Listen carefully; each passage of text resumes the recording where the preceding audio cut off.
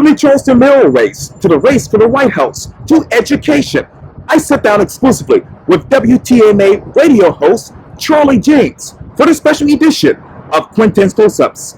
And be sure to download the free Quintin's Close-Ups app in your Apple or Google Play stores. And if you haven't already, subscribe to my YouTube channel.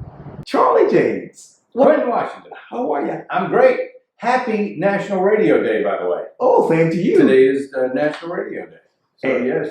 It's amazing. And obviously, you just won your Star Award for Personality of the Year. Well, I actually won it for Radio Show of the Year. We got Award of Merit for Personality of the Year and News Talk Show of the Year at the South Carolina Broadcasters Association's Big Star Award Banquet Saturday night. That was a lot of fun. Brought home a little piece of glass back there, so that's always nice. Oh, very nice. Yes. Talk show. Yeah. Radio station. Right. Charlie James. Yes. What is the biggest difference between when you started to right now? Oh my! Well, first of all, when I started, I had to learn, and this, a lot of people, John Quincy and others, were not way before me. I don't want to sound like they're ancient, but they were before me. You would play 45s, or you would play, in some cases, LPs, and you would have to do what is called slip queuing. You would put it in queue, you would take the record back to the first noise, and then, you would let it go, and you had to time it where it was seamlessly, the turntable would be up to speed by the time it got back, and it's just such amazing technology. Then, we went to CDs, Quintin. And that was amazing. Oh, CDs, crystal clear sound, not a scratch, not a hiss, not a pop, not a click, no white noise whatsoever. That was great for a long time. Now, I can't remember the last time I saw a CD.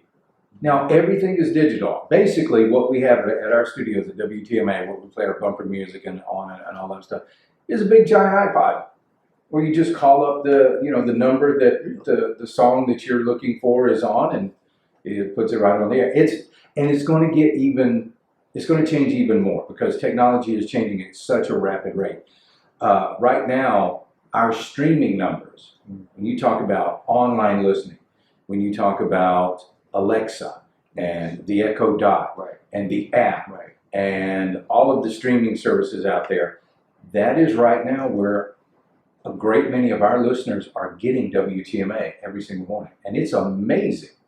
I predict it won't be long before you won't even have radio towers anymore. Everything's going to be, especially if 5G technology comes along. Oh, yes. That's supposed to be, I know there's some controversy about that, but it's going to change everything. And I've always said once in-car Wi-Fi is the norm. Yeah. You don't know, why need a radio tower? So, but it's amazing. The changes over the years is awesome. But you still need good people there doing it every morning, live and local. Live and local, good people like yourself. Well, thank you. You're welcome. Why do people trust you? Well, trust is something you have to earn. Yes. I mean, they just don't give it to you. Sure, yeah. And you do that by being real, and you get on the show every morning, and you show yourself, warts and all. You don't try to hide anything. You don't keep, I don't tell everything that goes on here, but I share a lot of my life with them. Sure. And I want them to feel like it. I want to feel like during my show. Don Imus, when he retired, he had a great last segment there on his program, and he said, I always felt like I was talking to one person. When I'm doing my show, no matter what I was doing, I was just talking to that one person. Either they were in their car or they were in their kitchen, wherever they were listening, I was just talking to that one person. That's personal. That's a personal one-on-one relationship that you try to have with your listeners, and that's what I do. I try to have that one-on-one personal relationship. We're in a conversation. It's just you and me. Hey, I can say things to you I wouldn't say to everybody else. And you try to have that relationship with people and hope, because you don't get instant feedback, which is really hard. Yeah. Some big markets have the personal people meter. You do get relatively instant feedback, but in a market like this, which is a Arbitron diary market, you have to wait months to see if what you're doing sticks. And even then, it's flawed. But you just get out there and really, the comments from the people that you talk to, where they will come up and say, Always, and I always have fun because Sheila is, I talk about her on the show, my wife Sheila on the show just about every day. And people will come up and they'll say, "Oh, you're Charlie James," and I'll say, "Yes, ma'am, I am." And this must be Sheila, and they just light up, because they get to meet the woman that I talk about every day. So it's very, very personal. I tell you, the first time I realized how personal it was, I was in Augusta, Georgia. I remember I was in a Christmas parade and I had a dog. It was an English Springer Spaniel. His name was Otis. It was a great dog. Talked about Otis on the radio all the time. And I remember I was in a Christmas parade and I didn't have Otis with me. So somebody yelled out of the crowd, "Where's Otis?" And I said, "I can't, he's not with me today." Well, this woman was working right there near the airport in Augusta, Georgia. And a plane literally hit the building she was in.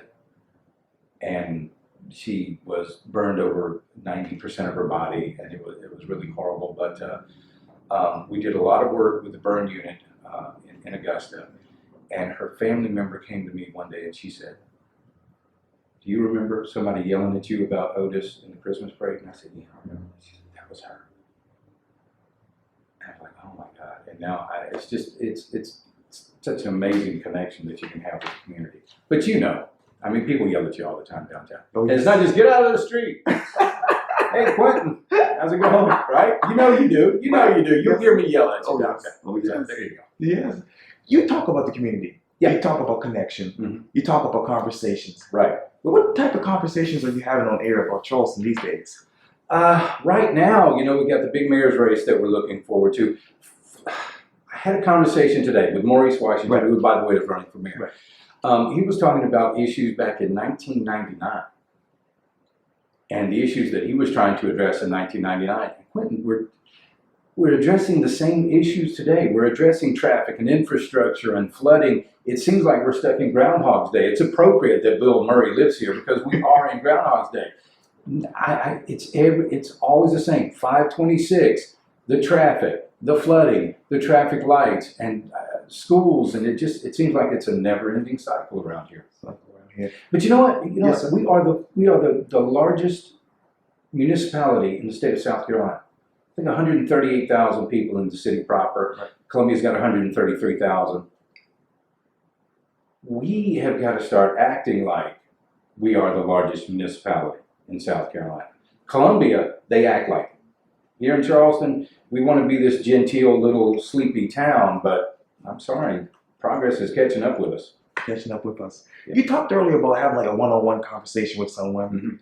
Who's that one person right now that you need to have a one-on-one conversation with on the radio? Oh my gosh, that's a real good question. I don't,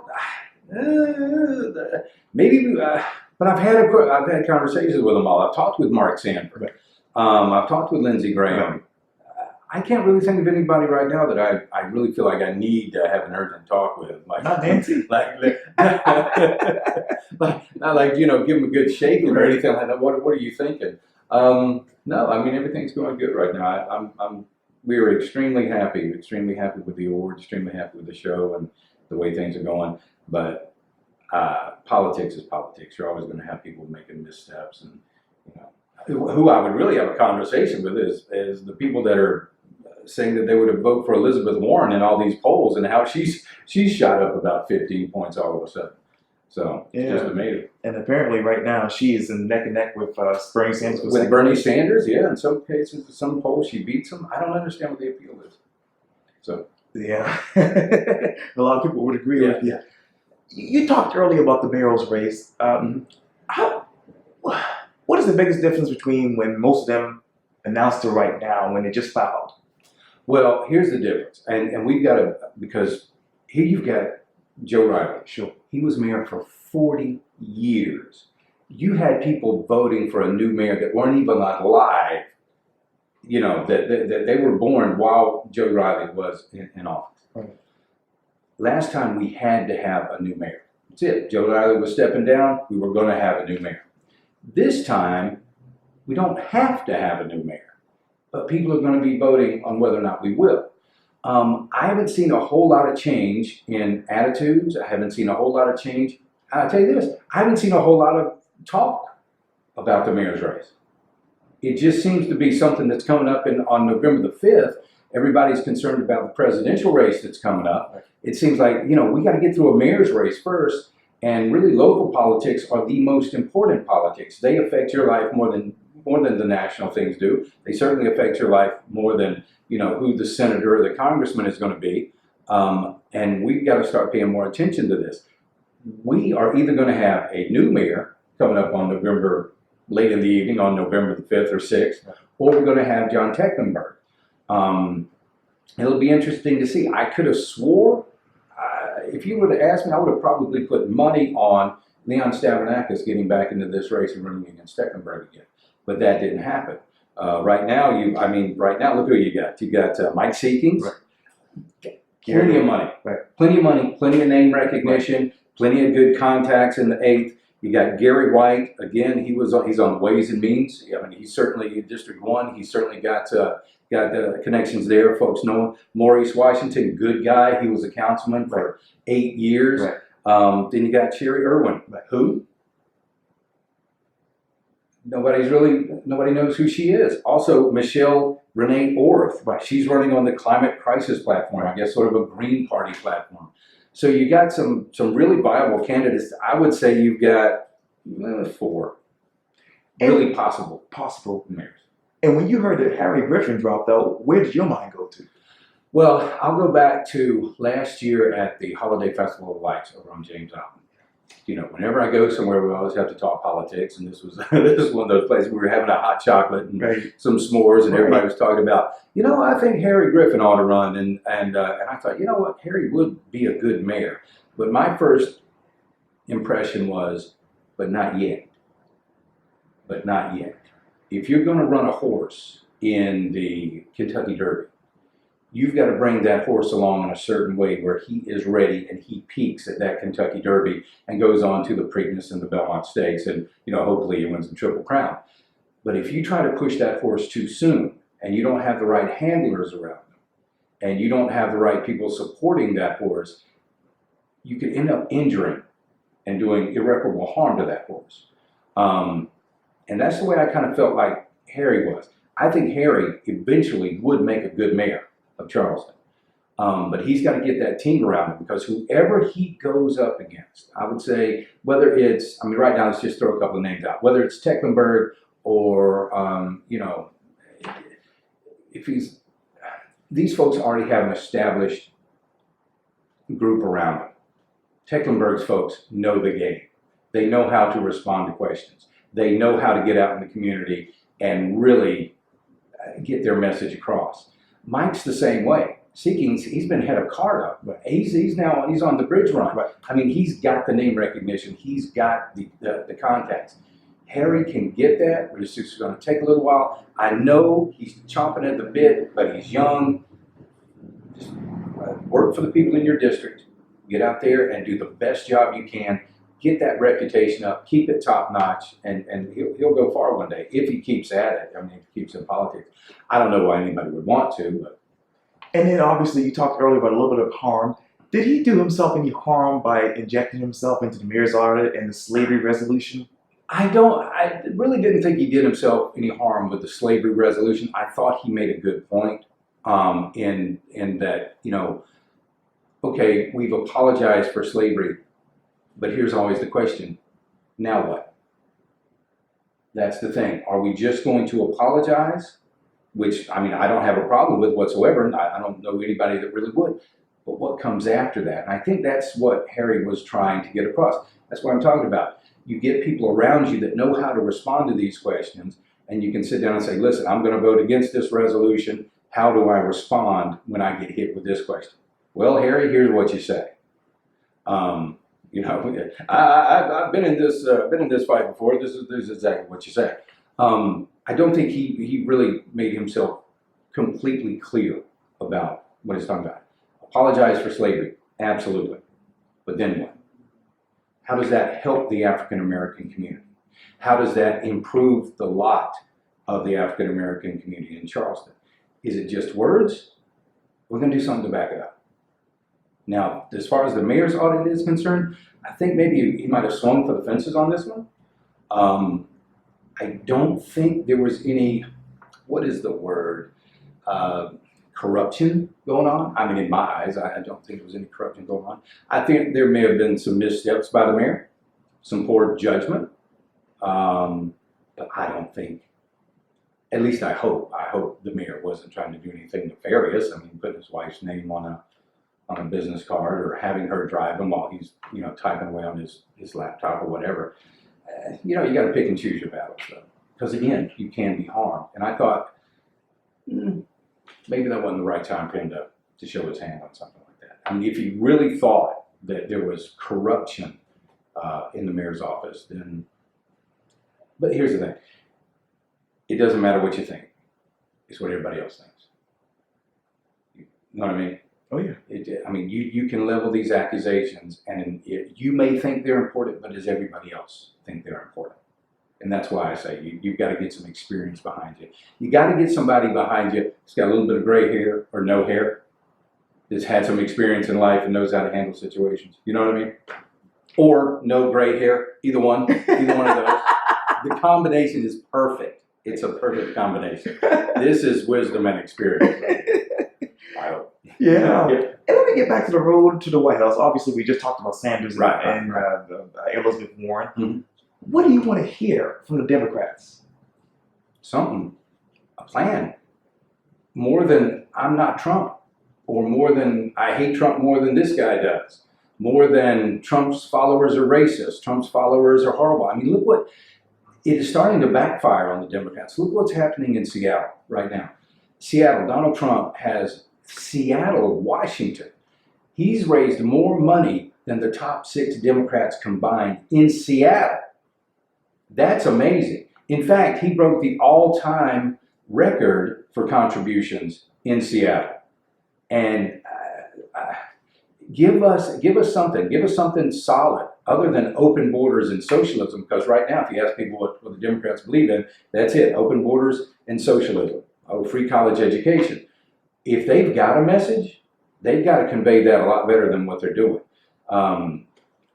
Because I don't think they're going to be real happy. I mean, look at New Hampshire. President Trump had the rally in New Hampshire. He had 15,000 people there.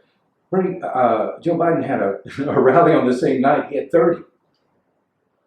And that's pretty amazing. If you look at the size of these rallies, the Democrats are going to have to come up with some sort of a solution right now, because I don't hear any good. I'll give an example. Okay. Kamala Harris is complaining about Bernie Sanders' healthcare plan. She wrote part of it. So they're fighting together, and they're fighting against each other when they were a year ago all in lockstep. And by the way, that's hurting Joe Biden, and it's hurting the Obama legacy. Why the change? In what? And Harris, complaining about this plan versus... They're watching poll numbers. They're hoping people don't care.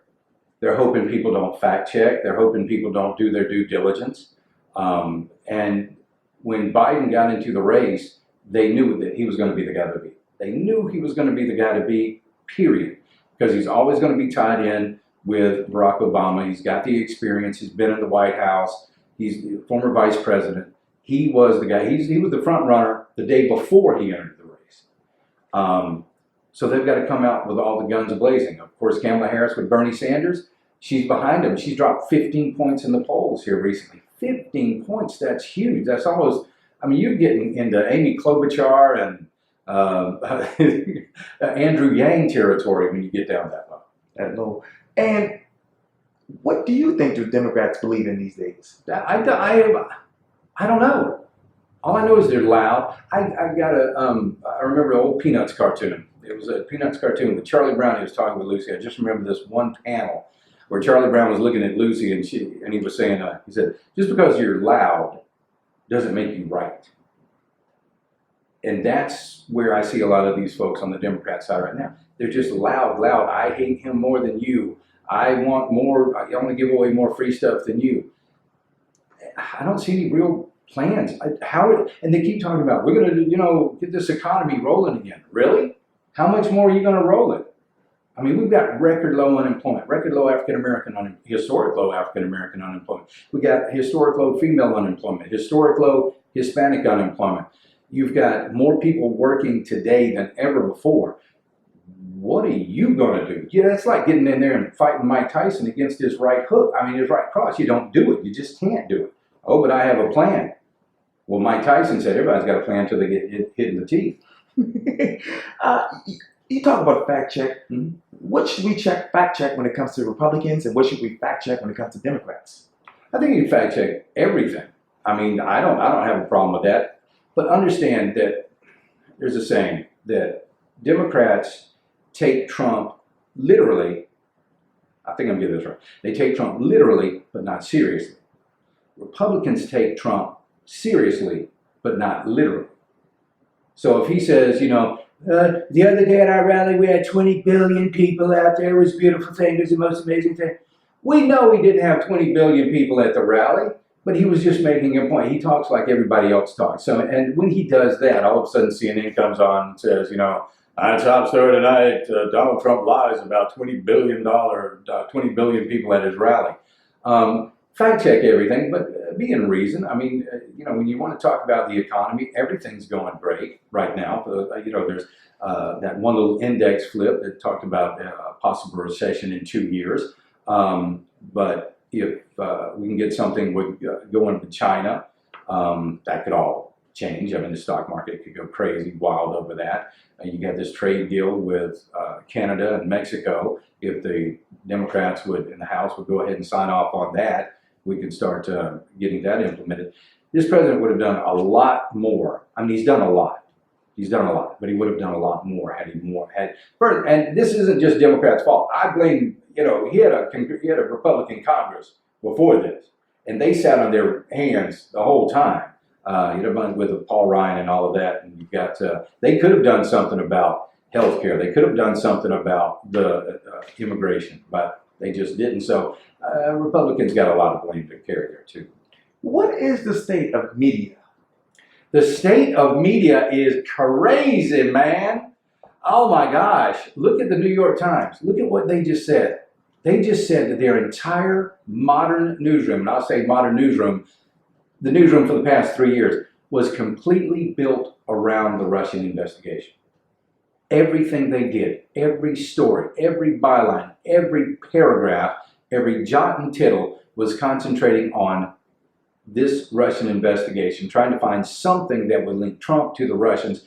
Mueller report comes out, nothing. Now what they got to do? There's some. Look at the bias. I mean, I love when liberal news organizations say that liberal news organizations aren't biased, but they actually are. Look at all the top stories right now. But you know what? I don't even believe that it's so much the media anymore, because remember what we talked about radio. Everything is changing. Everything is changing. Now, more people get their news or just their snippets or their information. Where they go? They go to Google. They go to social media. Right. They get on their phone. Right. It's on Twitter. It's on Facebook. Yeah. You've got Twitter out there shadow banning people. You're banned from Twitter. You don't even know it. You think you're humming right along and everybody still loves you. They're not seeing any of your tweets. That happens disproportionately to Republicans. We were talking about the Russians trying to meddle in our election. What did they buy? $15,000 worth of ads on Facebook, and reportedly that was going to sway the election? No. You've got Google out there that is intentionally trying to sway this election. Judicial Watch, Tom Fenton over at Judicial Watch, just released a report that between 2 and 20 million votes could have been swayed during the 2016 election. I don't think we need to worry so much about Russia. We need to worry about the folks here that want to sway the election. We know that newsrooms are full of people who graduated from J school at major universities, who had professors who were extremely liberal, and they're carrying that ideology. It's not so much an education system anymore, it's an indoctrination system, and they keep going on, and they can keep going along with that narrative. It's no longer the who, what, when, where, why, and how. It's how I feel is how I'm going to report. And there's very few places that you can get an actual. I mean, even Fox News is getting lefter and lefter. Is lefter a word? I didn't go to J school. I don't know. It might be. It might be a word. You never know. You never know. Well, but then, what is the state of education? Higher education? Yes, sir. Oh, well, first of all, they sold us a bill of goods. You go to college, that's the only way you can get a good job. So they told us, I'm not growing up, I'm a baby boomer, late baby boomer. You got to go to college. You got to get a good job. You got to go to college. But we went from a society and an economy that made things, that produced things, to a society and an economy that just bought things. We didn't make the table. We just bought the table, and that stimulated the economy because there was all of a sudden this stigma against work.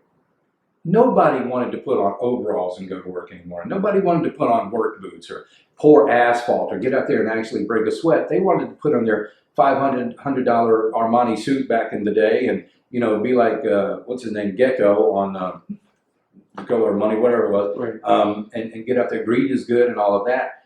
Everybody wanted to get that high paying, you know, they wanted to drive around in the BMW and all that. I remember I was in Augusta there, you know, this is back in the day when $30,000 was a heck of a lot of money, and a lot of money.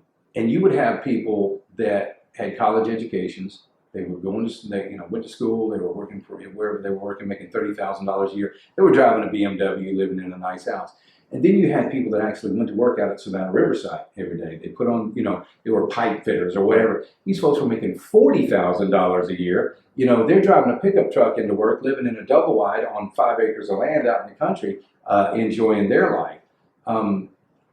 They just lied to us. You don't need, now something, don't get me wrong, I don't want a doctor coming in and saying, you know, I went to, I didn't exactly go to college for this, but I read a couple of books, watched a YouTube video. I think we can take care of this problem, Mr. Charlie. I want somebody that actually went to college for something like that. But there are a lot of great jobs out there that you don't need a college education for. The trade school is wonderful. We've got, and Mike Rowe has Micro Works, and I love that guy. He's one of my heroes in life. He's out there trying to make work cool again. I think we absolutely need to do that. The president's bringing some jobs back. We need more people that are going to be out there and get their hands dirty. But to answer your question about the state of education, I know people that have gone literally, no joke, from kindergarten to PhD. Never had a job, never once was out in the marketplace working. Everything was right there. It was all academia, academia, academia. They don't know anything else. They don't know what the guy that goes to work at Boeing is doing today. Because they've never interacted with that guy. They've never interacted with the guy that's driving the street sweeping truck. They've never interacted with the guy that's trimming the trees or working for SCE&G. I think we got a lot of high-minded people that are just no earthly good whatsoever.